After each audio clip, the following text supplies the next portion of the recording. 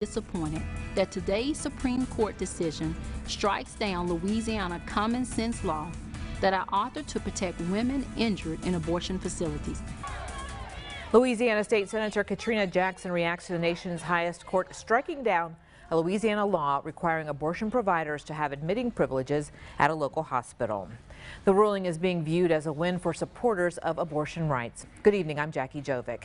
Chief Justice John Roberts signed with the liberals on the court in a 5-4 ruling to block a controversial Louisiana abortion law.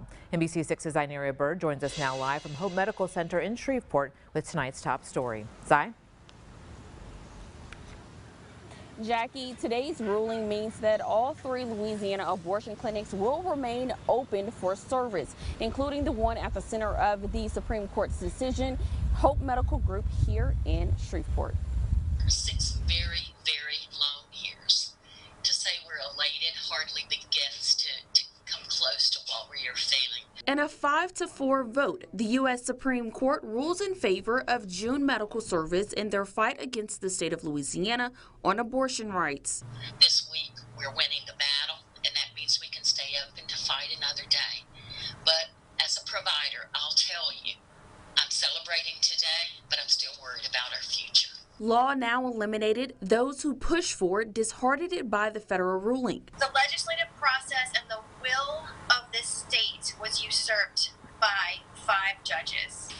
It was overwhelmingly passed. It was authored by women. It was written by women. It was the will of this state, and yet the Supreme Court, a few people come in and strike it down. The Supreme Court agreed the law was identical to a case out of Texas, Whole Women's Health versus Hellerstedt, that they struck down 2 years ago. Chief Justice John Roberts siding with conservative justice then. Today, he sided with the court's liberal justices. Indeed, today the court did not speak in one voice. There's a concurrence from Chief Justice Roberts that relies heavily on precedent, and we do have some concerns about perhaps muddying the waters going forward. The reproductive rights group says Roberts' opinion will lead to more litigation on abortion rights, not less. He did say at the start of his opinion that he continues to believe that Whole Women's Health was wrongly decided at the time.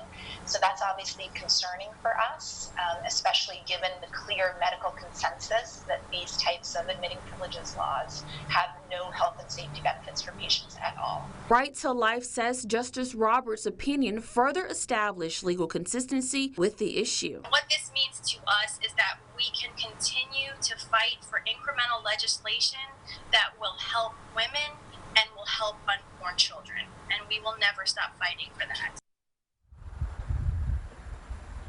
Jackie, both sides I spoke with today say more litigation on this issue is forthcoming, most notably addressing a 72-hour waiting period before receiving access to abortion. Back to you. All right, thank you very much, Zai. Now here's what Governor John Bel Edwards had to say about the ruling. Quote, "Throughout my career and life as a pro-life Catholic, I have advocated for the protection, dignity, and sanctity of life and will continue to do so. While I voted for the law in question and am disappointed, I respect the U.S. Supreme Court's decision and trust that Louisiana and our nation will continue to move forward." End quote. Louisiana Congressman Mike Johnson, also reacted to the ruling. In the dissent, the justices point out that in the record of this case, it was very clear that an admitting privileges requirement works like a litmus test for physicians. It's a qualifier to see how well their skills are, how up to par they are, so to speak. And without that, you have substandard practitioners in the field, and that's the problem. That's the concern of the legislature, and that's why the Supreme Court overstepped its bounds here. Johnson also says the binding precedent of previous Supreme Court rulings influenced today's decision.